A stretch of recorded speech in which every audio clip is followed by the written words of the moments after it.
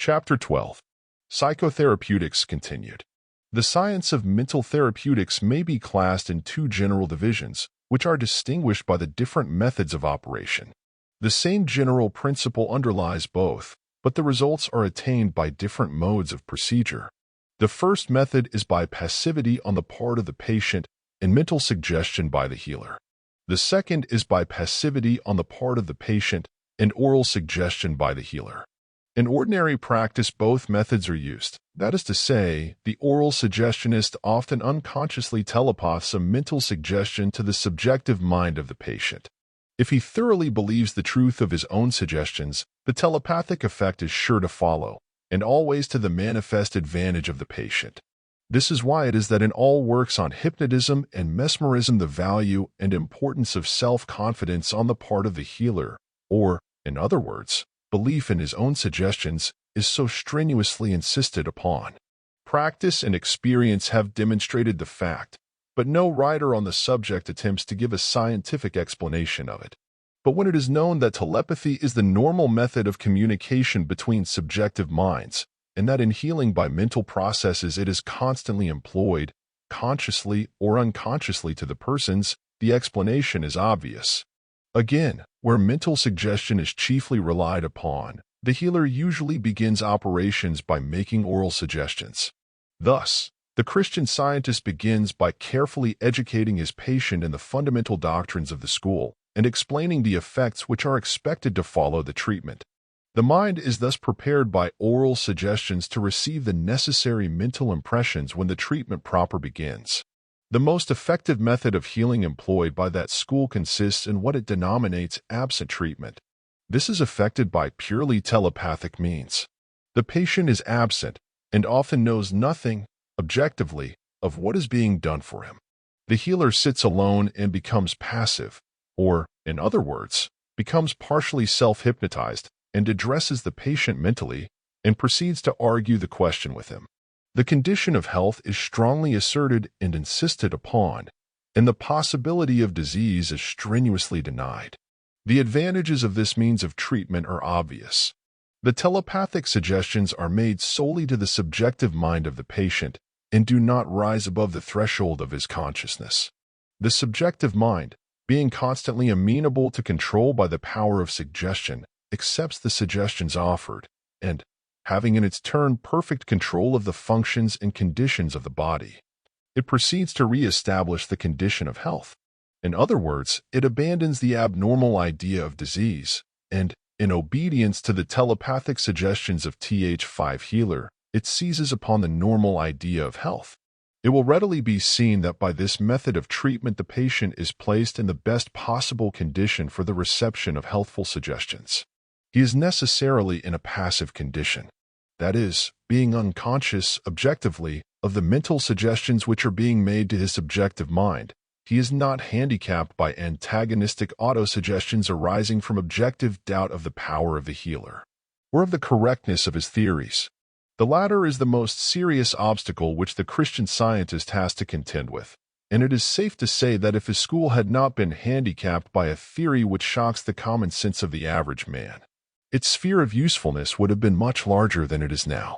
The school is doing a great and noble work as it is, but it is chiefly among those who are credulous enough to disbelieve the evidence of their own senses. There is, however, a large and growing class of people, calling themselves Christian Scientists, who ignore the fundamental absurdities of the theory of the founder of the sect and content themselves with the knowledge that the practice produces good results. Each one of these formulates a theory of his own, and each one finds that, measured by the standard of results, his theory is correct.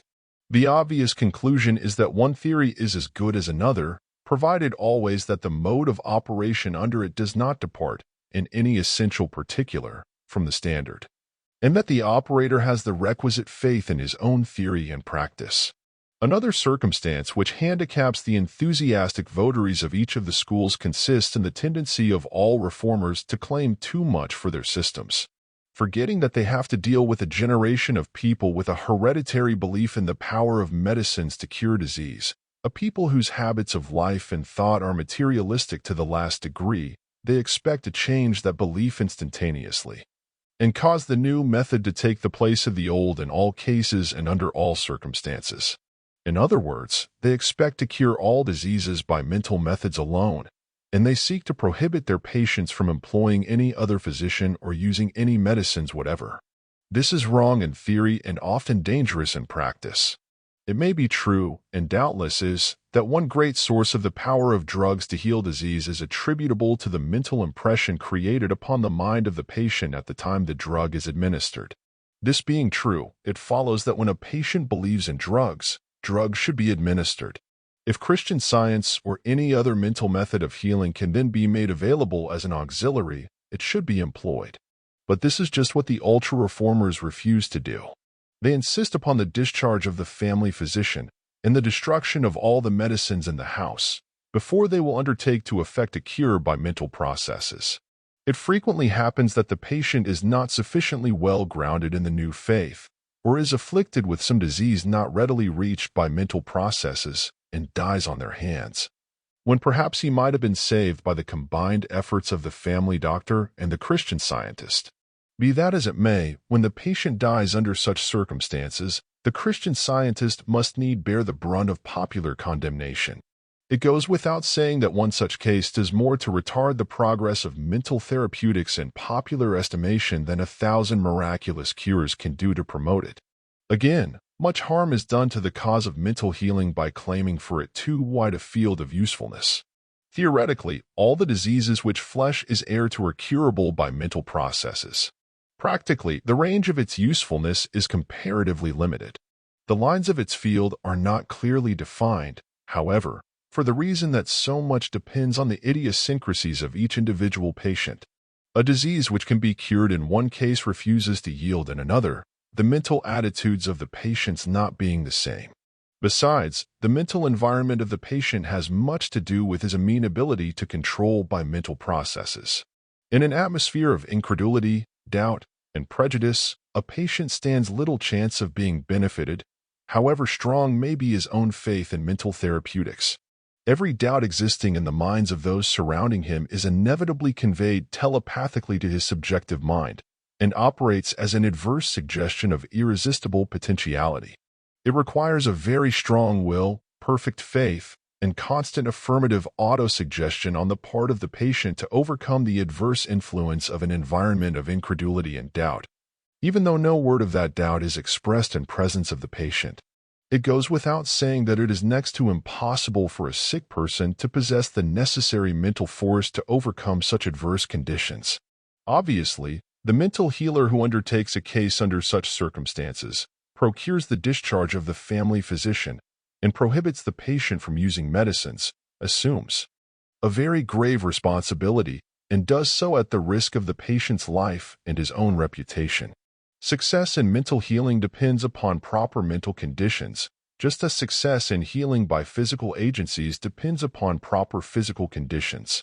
This is a self-evident proposition, which the average mental healer is slow to understand and appreciate.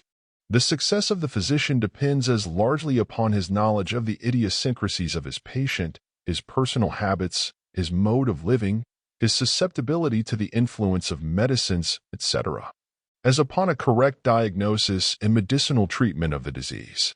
In like manner, the success of the mental healer depends largely upon his knowledge of his patient's habits of thought, his beliefs, his prejudices, and, above all, his mental environment. These remarks apply to all methods of mental healing, and, for the purposes of this book, Christian Science may be taken as a representative of all systems of healing by mental suggestion, as distinguished from oral suggestion. Hypnotism, as practiced by the Nancy School, may stand as the representative of mental treatment of disease by purely oral suggestion.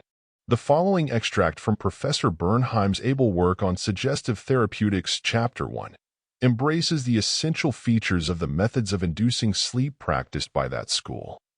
I begin by saying to the patient that I believe benefit is to be derived from the use of suggestive therapeutics, that it is possible to cure or to relieve him by hypnotism, that there is nothing either hurtful or strange about it, that it is an ordinary sleep or torpor which can be induced in everyone, and that this quiet, beneficial condition restores the equilibrium of the nervous system, etc. If necessary, I hypnotize one or two subjects in his presence in order to show him that there is nothing painful in this condition and that it is not accompanied with any unusual sensation. When I have thus banished from his mind the idea of magnetism and the somewhat mysterious fear that attaches to that unknown condition, above all when he has seen patients cured or benefited by the means in question, he is no longer suspicious, but gives himself up. Then I say, look at me and think of nothing but sleep. Your eyelids begin to feel heavy, your eyes tired. They begin to wink, they are getting moist, you cannot see distinctly. They are closed. Some patients close their eyes and are asleep immediately. With others, I have to repeat, lay more stress on what I say, and even make gestures. It makes little difference what sort of gesture is made. I hold 2 fingers of my right hand before the patient's eyes and ask him to look at them, or pass both hands several times before his eyes, or persuade him to fix his eyes upon mine, endeavoring at the same time to concentrate his attention upon the idea of sleep. I say, your lids are closing, you cannot open them again. Your arms feel heavy, so do your legs. You cannot feel anything. Your hands are motionless.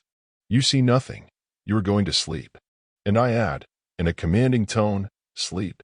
This word often turns the balance. The eyes close, and the patient sleeps, or is at least influenced. I use the word sleep in order to obtain as far as possible over the patient's a suggestive influence which shall bring about sleep, or a state closely approaching it, for sleep, properly so called, does not always occur.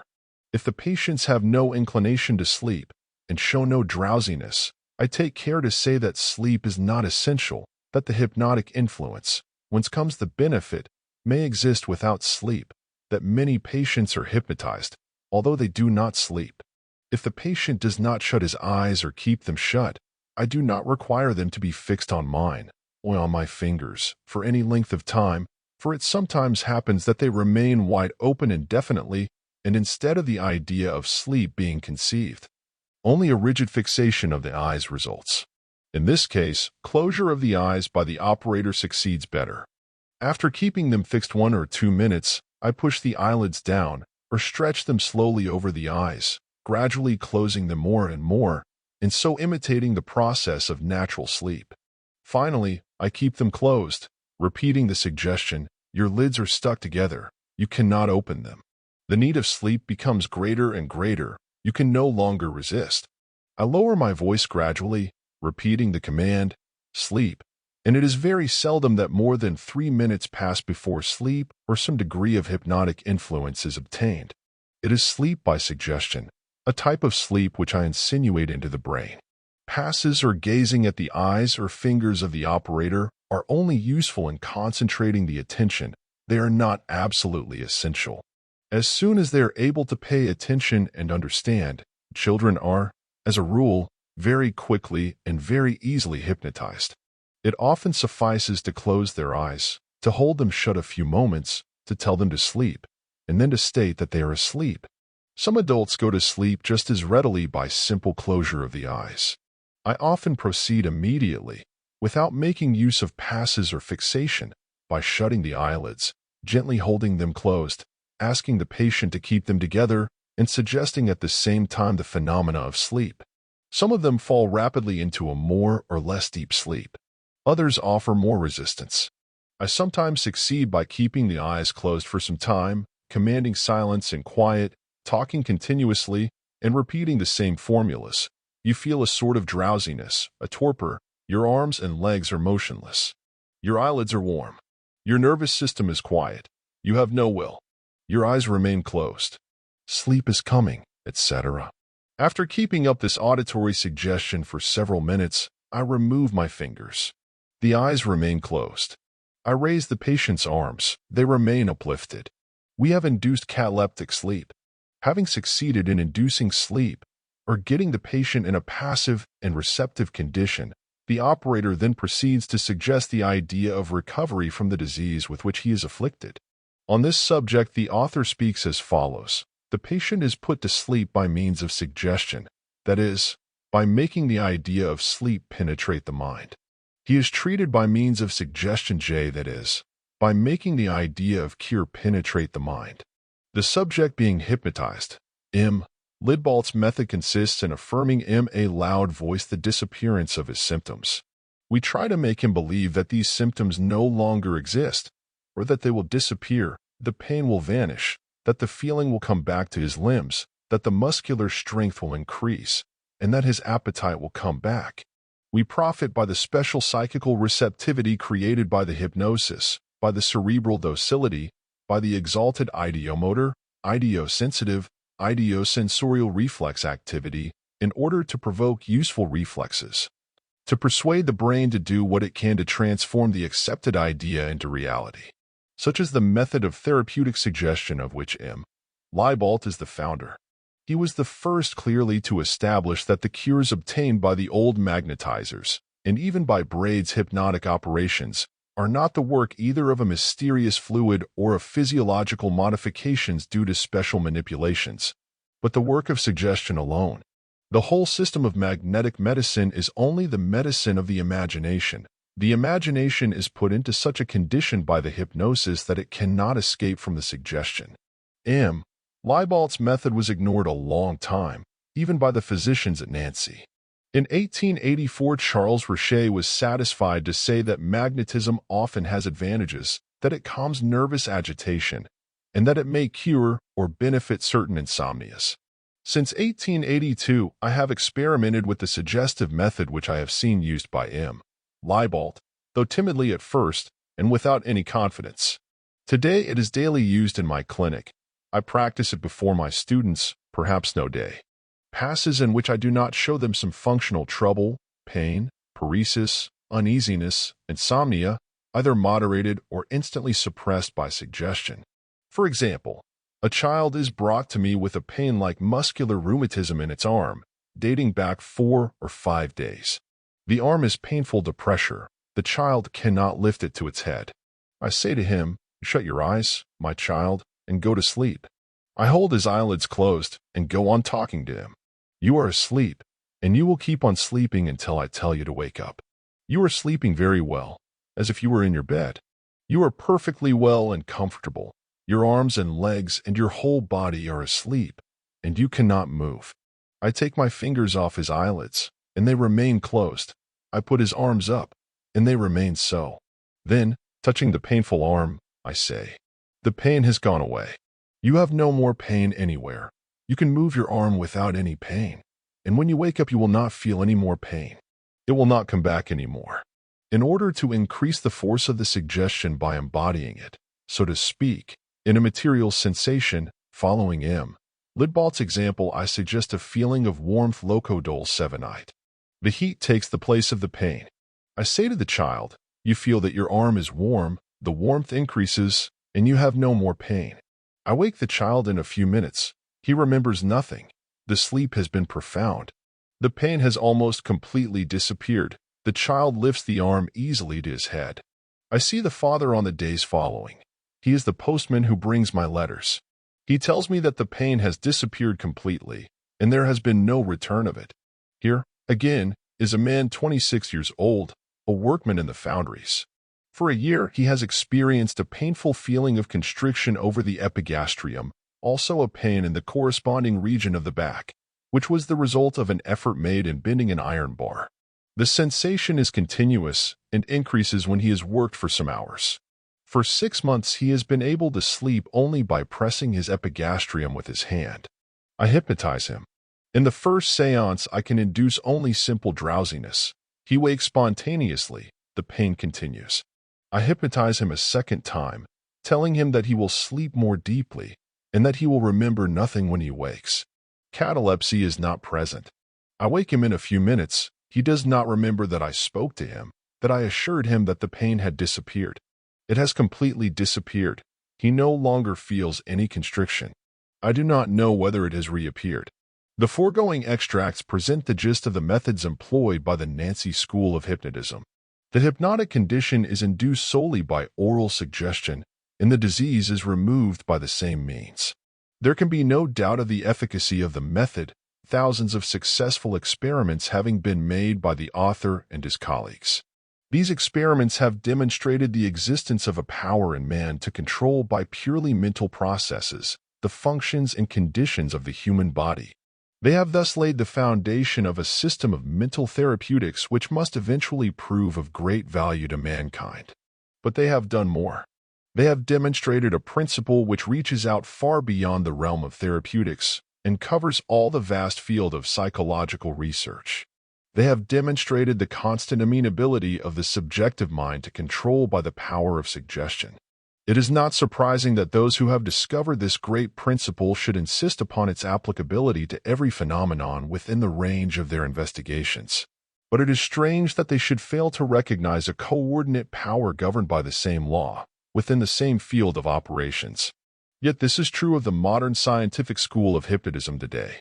The Nazi school believes in the power of suggestion, but confines its faith to oral suggestion. Having demonstrated that oral suggestion is efficacious in the production of psychic phenomena, they hold that mental suggestion has no power in the same direction. Having demonstrated that certain phenomena can be induced independently of any so-called fluidic emanation or effluence from the hypnotist, they hold that no fluidic emanation is possible. These conclusions are not only illogical, they are demonstrably incorrect. The Christian scientists are constantly demonstrating the potency of purely telepathic suggestion by what they denominate absent treatment, i.e., treatment of sick persons without the knowledge of the patients. That there is a power emanating from the operator who hypnotizes by means of mesmeric passes seems to be very well authenticated by the experiments recorded by the old mesmerists. It must be admitted, however, that many of their experiments do not conclusively prove anything, for the reason that they v/error made before suggestion as a constant factor in hypnotism had been demonstrated. Recent experiments by members of the London Society for Psychical Research have, however, now placed that question beyond a doubt. Their methods of investigation are purely scientific and were made with a full knowledge and appreciation of the principle of suggestion and of the distinction between mesmerism and hypnotism. In an account of some experiments in mesmerism, written by Mr. Edmund Gurney and recorded in Volume 2, pages 201 to 205 of the Proceedings of the Society referred to, a very interesting experiment is mentioned, which demonstrates the fact that there is an effluence emanating from the mesmerizer which is capable of producing very marked physical effects upon the subject. In this case, the subject was blindfolded and allowed to remain in his normal condition during the whole of the experiment. His hands were then spread out upon a table before him, his fingers wide apart. The mesmerizer then made passes over one of the fingers, taking care not to move his hand near enough to the subject's finger to cause a perceptible movement of the atmosphere, or to give any indication in any other way which finger was being mesmerized. The result was, in every instance, the production of local anesthesia in the finger operated upon, and in no other. Oral suggestion, or any other form of physical suggestion, was here out of the question, and telepathic suggestion was extremely improbable, in view of the fact that the subject was in his normal condition, and consequently not in subjective rapport with the operator. A further experiment was then tried, with a view of ascertaining whether it was necessary for the mesmerist to know which finger he was operating upon. To that end, the operator's hand was guided by the hand of a third party while the passes were being made, and it was found that the selected finger was unaffected when the operator did not know which one it was. The first of these experiments demonstrates the fact that there is an effluence emanating from the mesmerist, and the second demonstrates the fact that this effluence is directed by his will. What this effluence is, man may never know. That it is a vital fact in psychic phenomena is certain. Like many other subtle forces of nature, it defies analysis. That it exists, and that under certain conditions not yet very clearly defined it can be controlled by the conscious intelligence of man, is as certain as the existence of electricity. Its source is undoubtedly the subjective mind, and it is identical with that force which, under other conditions, reappears in the form of so-called spirit rappings, table tipping, etc. Space will not permit the reproduction of further account of the experiments of the Society for Psychical Research, and the reader is referred to their proceedings for fuller information. It must suffice to say that the experiments referred to are completely demonstrative, not only of the fact that an effluence does emanate from the mesmeric operator, But that under mesmeric conditions, telepathic suggestion is as potent as are the oral suggestions of the hypnotists. These facts are beginning to be recognized, even by the scientists of Europe, thanks to the carefully conducted experiments of the Society for Psychical Research. Professor Leibold himself, the discoverer of the law of suggestion, now freely admits the fact that a specific influence is sometimes exerted by the mesmerizer upon his subject, which does not arise from oral suggestion. In fact, this doctrine must soon be, if it is not now, one of the recognized principles of psychic science. It will thus be seen that healing by mesmerism is a process clearly distinct from healing by hypnotism. The latter depends for its effects wholly upon oral suggestion and the unaided power of the subjective mind of the patient over the functions and conditions of his body, whereas the mesmeric healer exerts a positive force of great potentiality upon the body of the patient, filling it with vitality, in addition to the oral suggestion of the hypnotist. Not only so, but when purely mesmeric methods are employed, that is, when the mesmerist is in subjective rapport with his patient, as fully explained in a former chapter, he is in a condition to convey suggestions telepathically with as much certainty and potency as he could orally. In point of fact, telepathic suggestions by a genuine mesmerist are often far more efficacious than the oral suggestions of a hypnotist, for the simple reason that the mesmerist, being in a partially subjective condition himself, is able to perceive by intuition the true condition of the patient. In other words, the intuitive or subjective diagnosis of an intelligent mesmerist, supposing always the true mesmeric conditions to be present, is far more likely to be correct than the objective diagnosis of the hypnotist. For, be it known, it is just as necessary for the mental healer, whatever may be his processes or his theory, to be able to make a correct diagnosis of a case as it is for the allopathic physician. The reason is the same in both cases. The efforts of the healer must necessarily be exerted in the right direction, or they will be futile. Hence it is that, other things being equal, the most intelligent mental healer is always the most successful. Taking it for granted, then, that there is a fluidic emanation, or effluence, proceeding from the mesmerist and impinging upon the patient, it follows that there is a positive dynamic force exerted upon the patient, either for good or evil, by the employment of mesmeric methods.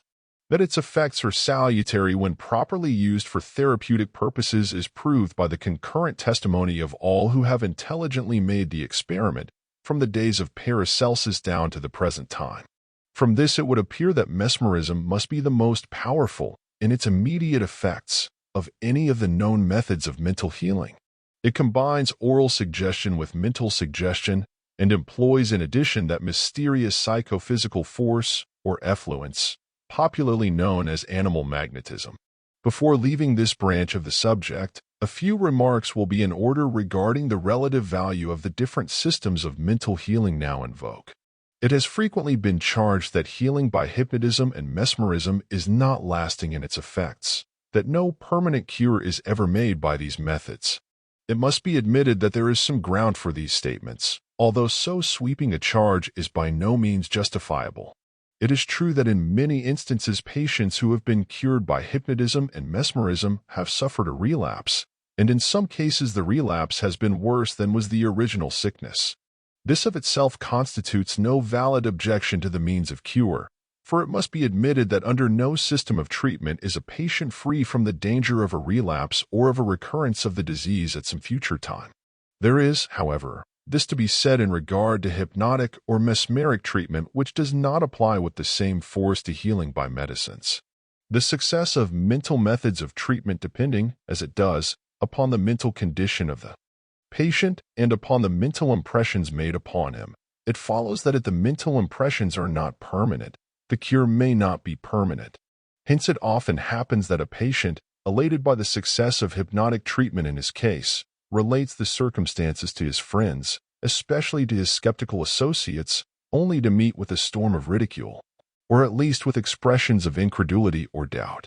In such a mental environment, his subjective mind inevitably takes hold of the adverse suggestions, and without being objectively conscious of it, he has lost faith, the citadel of his defense is broken down, and if his disease had a mental origin, he is open to another attack more severe and serious perhaps than the first. That Christ was fully alive to this danger is shown by the fact that when he healed a person in private, he rarely failed to place the solemn injunction upon him, "See thou tell no man." No recorded words that the Master ever uttered display a more profound knowledge of the underlying principles of mental healing than these. Modern healers are not so modest, nor do they seem to understand the prime necessity for seeing to it that their patients are kept in a proper frame of mind in reference to their disease and the means employed to cure them. The general principle of autosuggestion is recognized by all scientific hypnotists of the present day, but they fail to recognize its extreme importance as a therapeutic agent. Properly understood and applied, autosuggestion supplies a means of enabling everyone to heal himself, or at least to hold himself in the proper mental attitude to make permanent the good effects of hypnotic treatment by others. Many of the pains and ills to which the average man is subject can be cured by this means, and it should be the first care of every hypnotist to instruct his patients in this branch of the science. In this respect, the Christian Scientists are far in advance of the hypnotists and mesmerists. They teach their patients how to help themselves. They organize them into classes, deliver lectures, and give minute instructions how to treat themselves, as well as how to treat others. Without knowing it, they in effect teach their patients the methods of autosuggestion. Without having the remotest conception of the real principles which underlie their so-called science, they have somehow stumbled upon the machinery of mental therapeutics. To do them full justice, it must be said that they employ the machinery to good purpose. They do much good and little harm, and the little harm they do generally arises from overconfidence in the universal efficacy of their methods.